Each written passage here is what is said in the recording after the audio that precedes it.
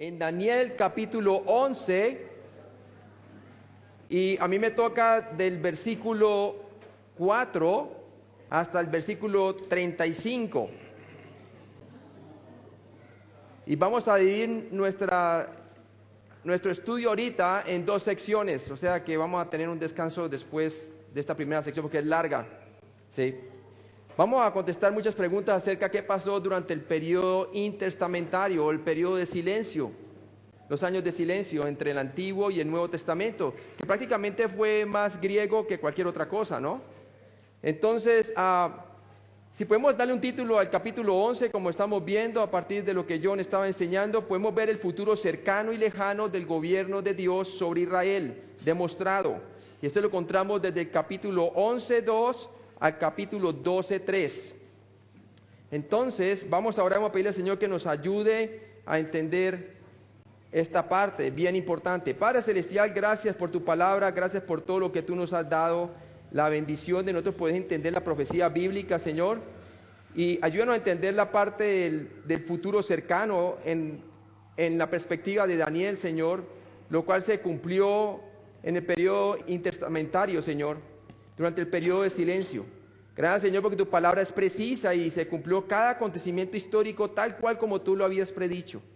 Te pido que tú me ayudes con el poder de tu Espíritu, Señor, a explicarle tu palabra en Cristo Jesús. Amén. Entonces, si vemos aquí en el libro de Daniel, entonces Daniel, vemos la profecía sobre las guerras griegas y sirio-egipcias. Y esa es la parte que yo voy a estar cubriendo, ¿verdad?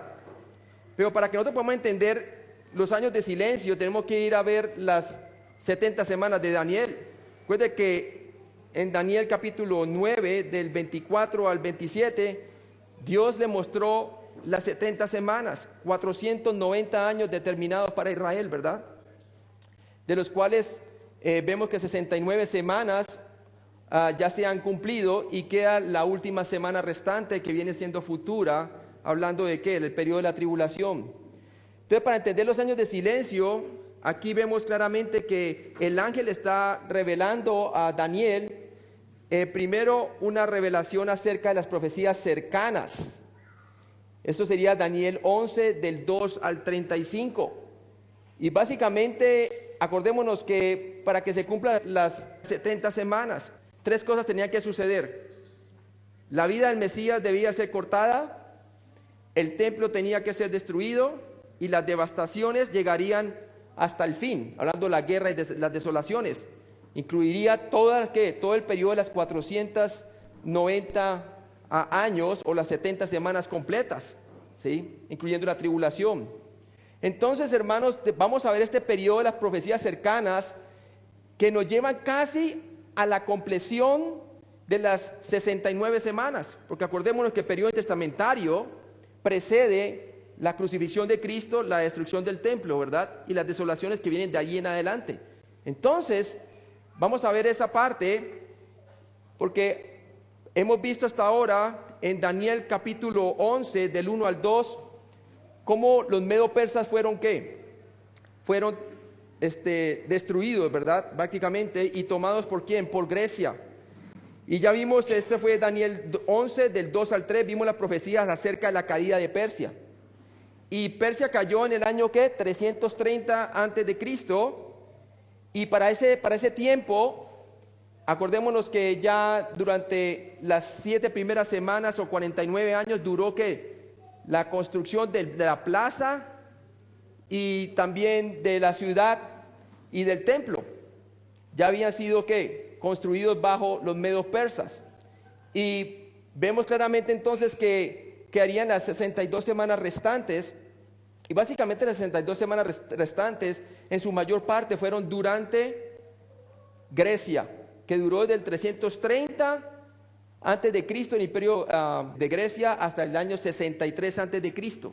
Entonces vamos a abarcar a ver ese periodo de historia, porque es bien importante, porque ese periodo de historia le da básicamente a uno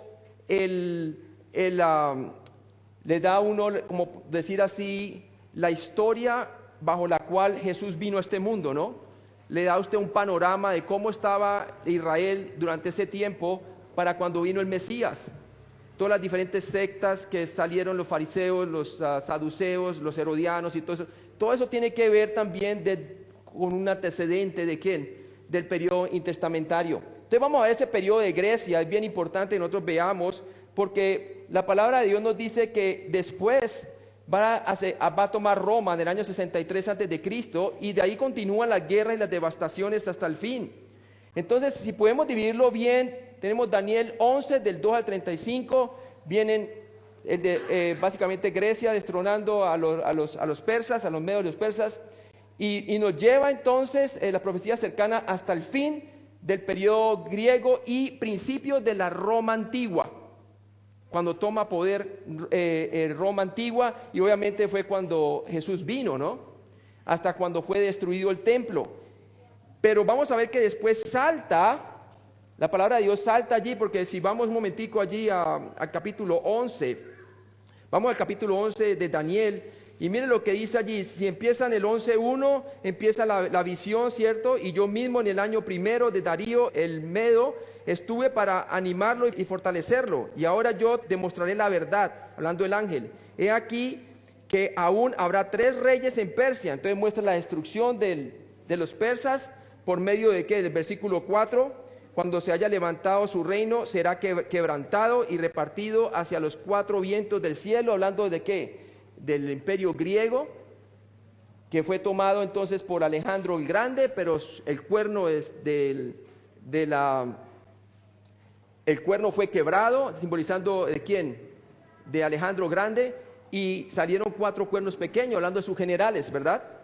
Ahora, si usted vaya ya hasta el versículo 31, dice, y se levantarán de su parte tropas que profanarán el santuario y la fortaleza, y quitarán el continuo sacrificio y pondrán la abominación desoladora, y todo eso va hasta el versículo 35, hablando de las desolaciones de quién, del final del imperio griego a manos de Antíoco Epífanes, quien desacró el templo y hizo la abominación desoladora, ¿no? Poniendo la estatua de Zeus y también matando una cantidad de judíos y sacrificando cerdos, ¿verdad? Entonces usted ve muy claramente que ese periodo es el que lo vamos a estar cobijando, porque después abruptamente el texto salta ¿hacia dónde? Hacia la Roma posterior, o el imperio romano, que va a ser durante el periodo del anticristo, porque miren, dice el versículo 36, dice, y el rey hará su voluntad y se ensoberbecerá y se engrandecerá sobre todo Dios, y contra el Dios de los dioses hablará maravillas, y prosperará hasta que sea la consumación de ¿qué? De la ira o la disciplina de Israel, quiere decir los 490 años o las 70 semanas determinadas, porque lo determinado se cumplirá. Entonces ahí vemos el bosquejo general, y vamos a estar hablando entonces de la profecía cercana, hablando básicamente del periodo griego, ¿cierto? Entonces Daniel 11 del 4 al 18, vemos las profecías sobre las guerras griegas y sirio-egipcias.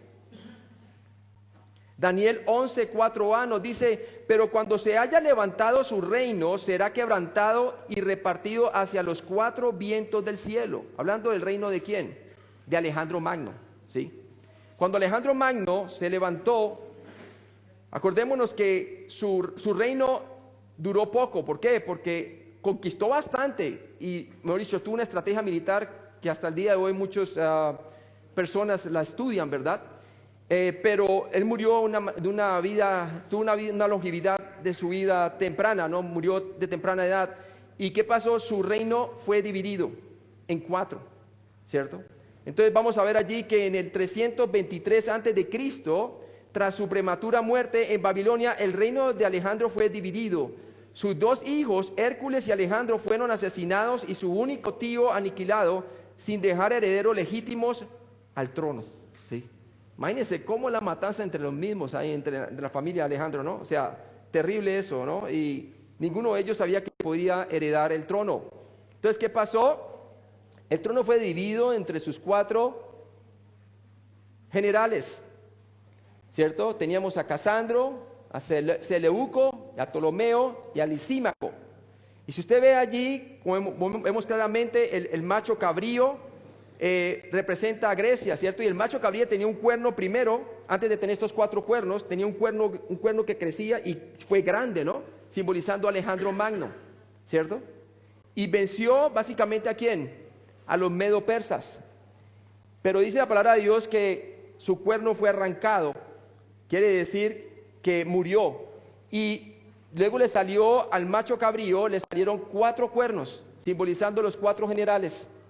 Tenemos a Seleuco, que fue donde salió en su forma, en su sucesión real, salió Antíoco Epífanes siendo el último durante el periodo de Grecia.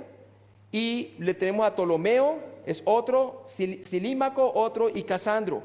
Entonces ustedes pueden ver las regiones que ellos dominaron allí, ¿cierto? Tiene Seleuco, Lisímaco, Casandro y Ptolomeo. Ptolomeo básicamente tomó gran parte de Egipto, ¿sí? Al sur.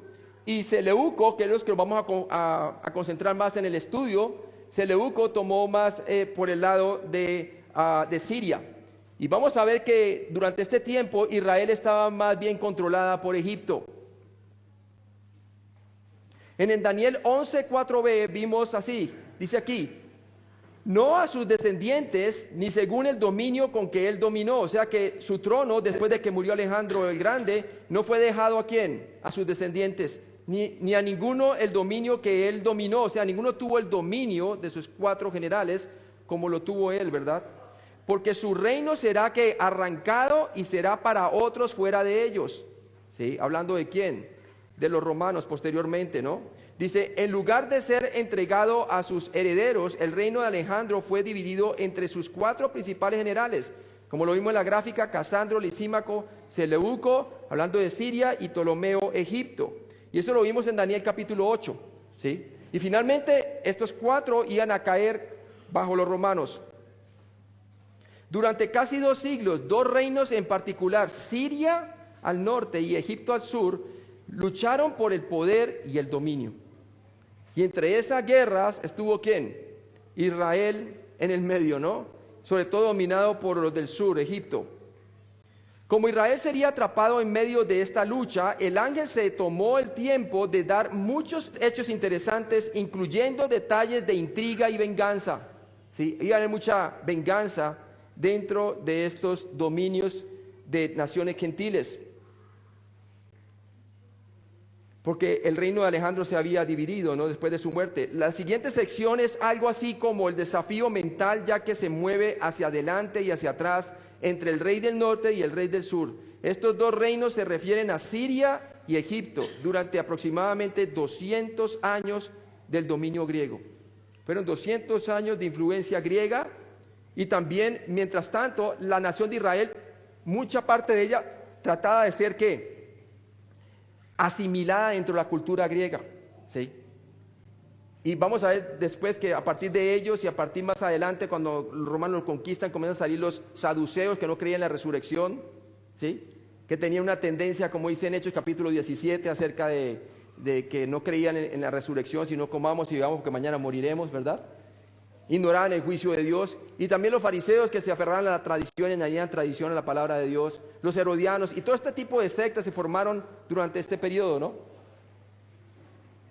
¿Por qué? Porque los griegos eran muy dados a helenizar, quiere decir que las personas asumieran su cultura y su filosofía griega, ¿sí? Su filosofía estoica y su filosofía epicúrea, ¿no? Entonces vemos aquí que en esta sección mostraremos el cumplimiento de las profecías desde la historia registrada.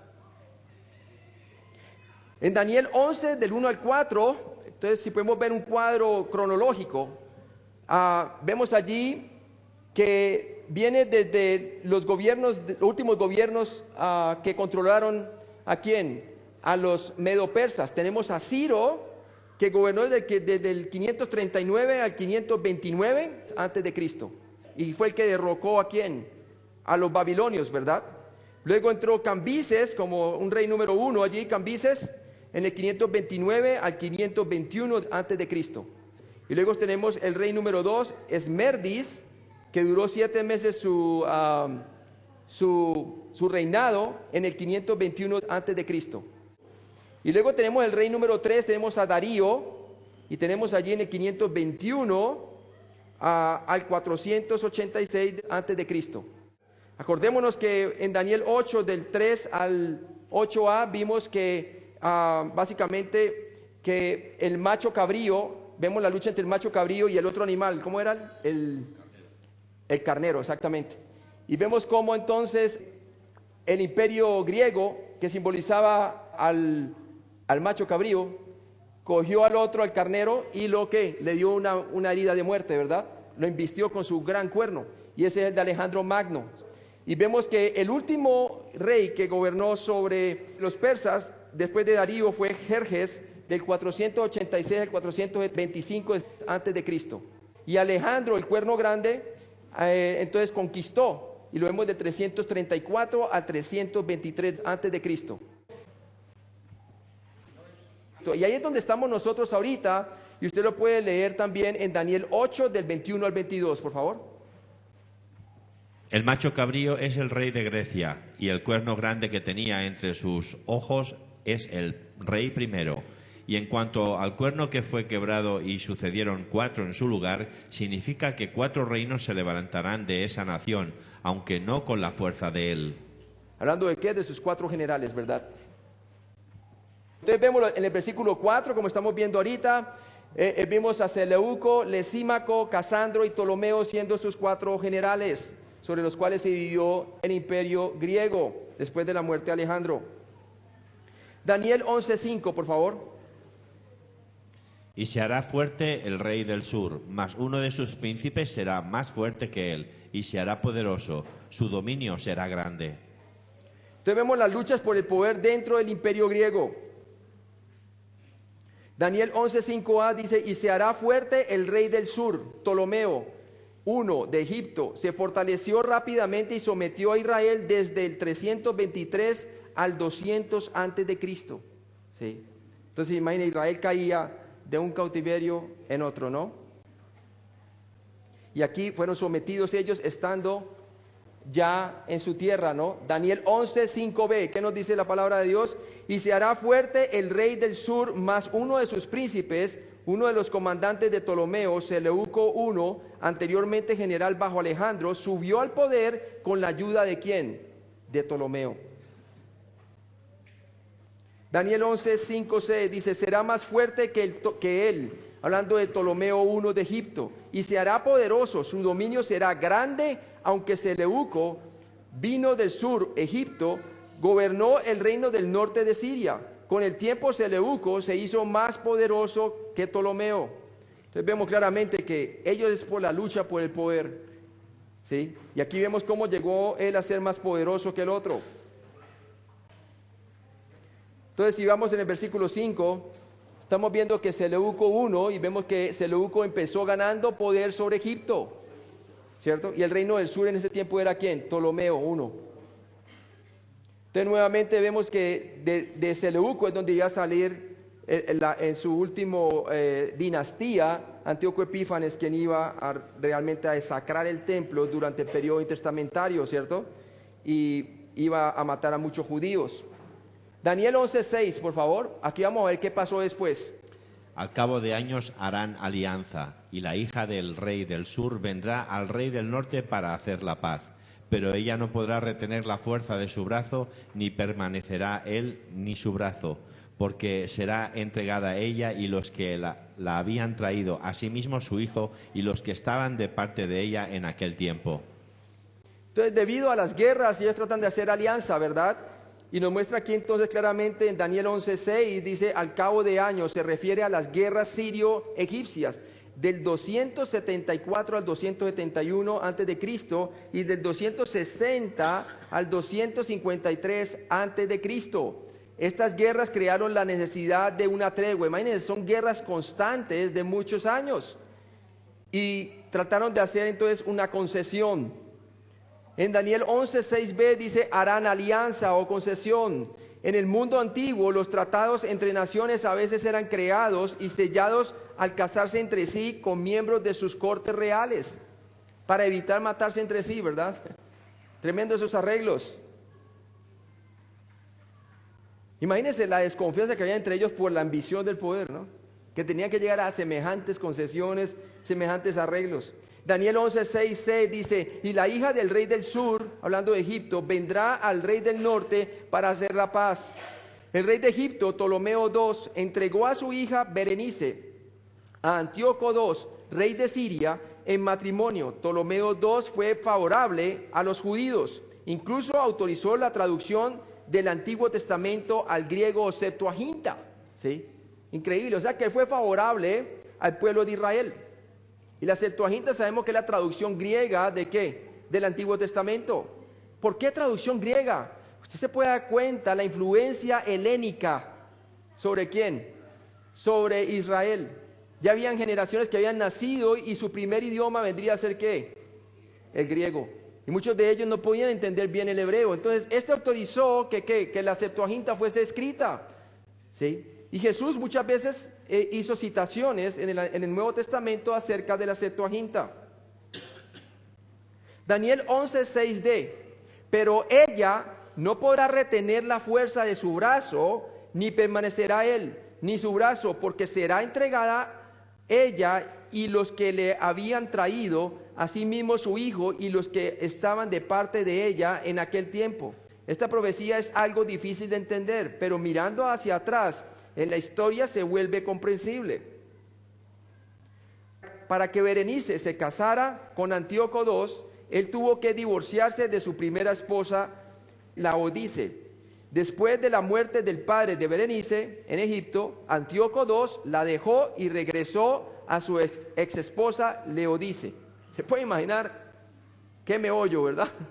Tremendo. Se dice que Laodice envenenó luego a Berenice, a sus guardaespaldas, los que la habían traído, y a su hijo infante. Más tarde ella también pudo haber envenenado al rey Antíoco II para poner a su propio hijo Seleuco II en el trono. Todo esto condujo a la tercera guerra sirio-egipcia. ¿Sí? Tremendas guerras, ¿verdad? Entonces estamos aquí, hermanos, en el versículo 5 tenemos Seleuco I, y Seleuco empezó ganando el poder sobre Egipto.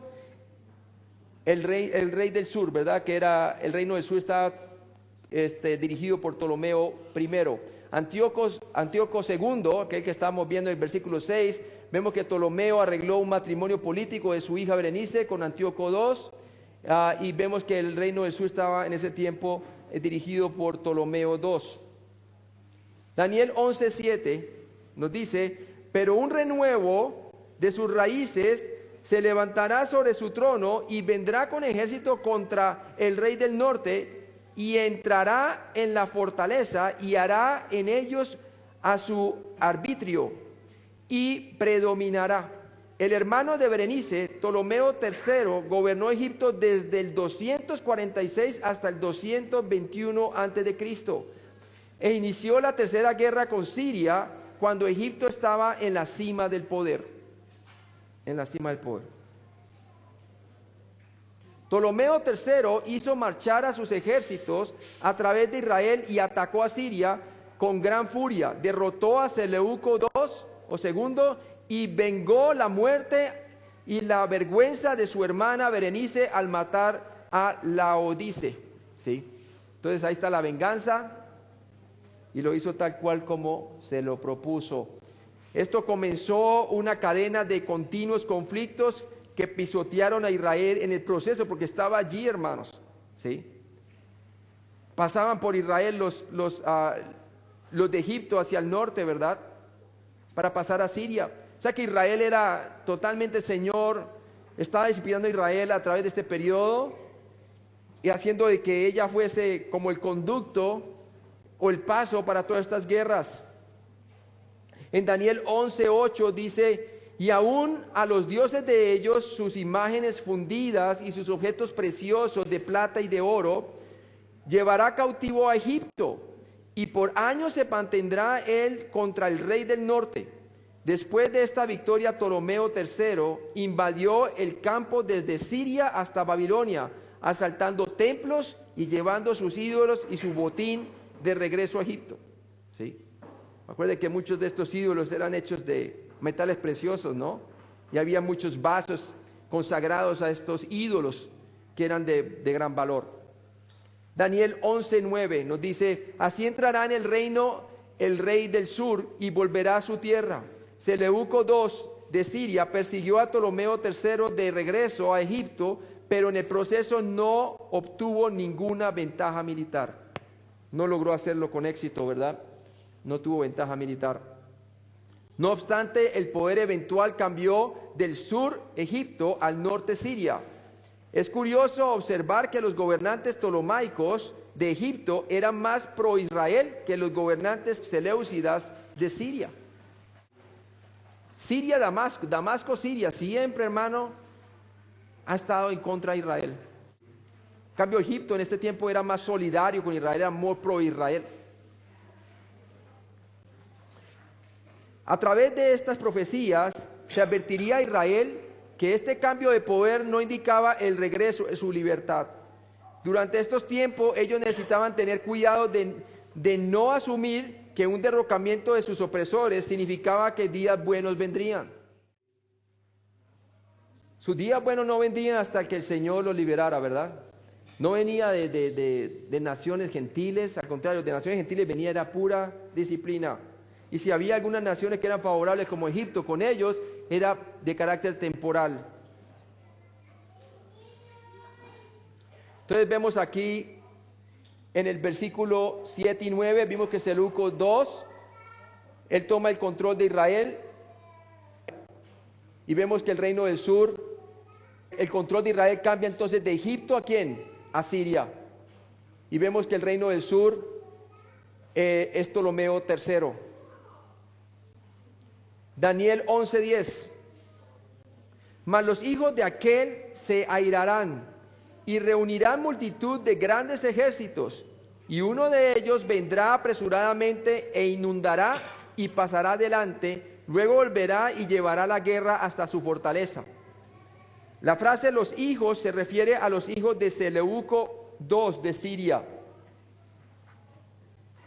Los hijos del imperio seleucida de Sirio lucharon. Y uno de ellos vendrá, hablando de quién, de Antíoco III, el sucesor. Tuvo un plan grandioso para conquistar una vez más todo el antiguo imperio de Alejandro. Y vemos que Antíoco III era el padre de quién, de Antíoco Epífanes, que vamos a ver más adelante, que hizo la abominación desoladora en Israel. Daniel 11:11. Vemos la cuarta guerra sirio-egipcia. Hermano, ¿lo puede leer? Por lo cual se enfurecerá el rey del sur y saldrá y peleará contra el rey del norte, y pondrá en campaña multitud grande, y toda aquella multitud será entregada en su mano. Entonces, la cuarta guerra sirio-egipcia, que tuvo lugar entre Antíoco III y Ptolomeo IV, predijo la decadencia del Egipto ptolomaico. Antíoco III más tarde se conocería como Antíoco el Grande. Él atacó a Egipto en numerosas ocasiones en la frontera con Israel. Fue ayudado por mercenarios judíos y rebeldes que querían deshacerse del dominio ptolemaico. Daniel 11:11a dice: por lo cual se enfurecerá el rey del sur y saldrá y peleará contra el rey del norte, contra Siria, ¿no? Enfurecido porque su poder estaba amenazado por las grandiosas ideas de dominación mundial de Antíoco III, Ptolomeo IV organizó el ejército egipcio para la guerra. Daniel 11:11b dice: y Siria pondrá en campaña multitud grande. Antíoco III igualmente levantó un gran ejército y lo condujo a la costa justo al sur de Gaza. Recuerden que Gaza está allí en Israel, hermano, ¿sí? Entonces Israel era el campo de batalla de ellos, ¿no? Daniel 11:11c. Y toda aquella multitud será entregada en su mano. Hablando de quién, de Egipto. Tal como se profetizó Ptolomeo IV, Egipto derrotó notablemente a Antíoco III de Siria. Daniel 11:12. Y al llevarse él la multitud, se levantará su corazón y derribará a muchos millares, mas no prevalecerá, Por alguna razón, Ptolomeo no aprovechó su victoria para perseguir a Antíoco III. Humanamente hablando, esto fue un error tonto. Permitió a Antíoco reagruparse y recuperar la ventaja. Lo dejó prácticamente vivo, ¿verdad? Y mira el problema tan grande, ¿no?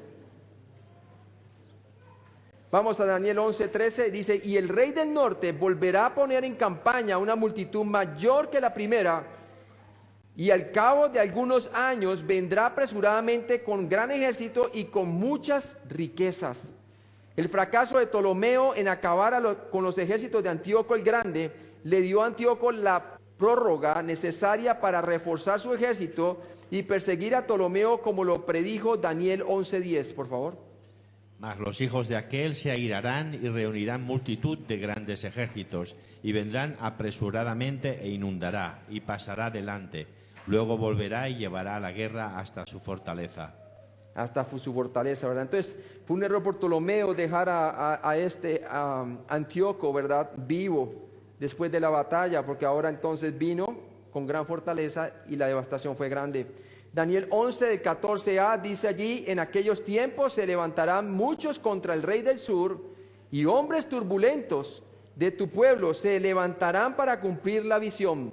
Entonces vemos aquí que guerreros judíos fanáticos, queriendo cumplir la visión, una posible referencia al reino de Dios o simplemente a un malentendido de esta visión, ayudaron a Siria contra Egipto, Ptolomeo. Tremendo que el pueblo de Dios se haya unido a hacer tal cosa, ¿verdad? Daniel 11, 14b dice, pero ellos caerán. Estos judíos fanáticos terminaron trayendo mayor sufrimiento a Israel. Los griegos seleucidas, sirios del norte, no iban a tratarlos mejor que los griegos del sur, egipcio, ptolemaico. Todo lo contrario, Israel estaba equivocadamente pidiendo problemas. Acuérdense que siempre Egipto era más favorable hacia Israel que Siria, hermano, ¿sí? De Siria no podía esperarse nada. Entonces vemos aquí, versículo 10 al 14, Seleuco III, vemos que Israel estuvo atrapada en medio de guerras entre estos reyes. Y vemos que el reino del sur en ese tiempo era Ptolomeo IV, ¿verdad? En Daniel 11:15 nos dice la palabra, vendrá pues el rey del norte y levantará baluartes, un terraplén, y tomará la ciudad fuerte, y las fuerzas del sur no podrán sostenerse, ni sus tropas escogidas, porque no habrá fuerzas para resistir. Antíoco III derrotó a los egipcios en la batalla de Panio. Esta relajó el control ptolémico sobre Israel. Entonces acuérdense cómo eran los sirios con Israel, no eran buenos, entonces malas noticias para Israel.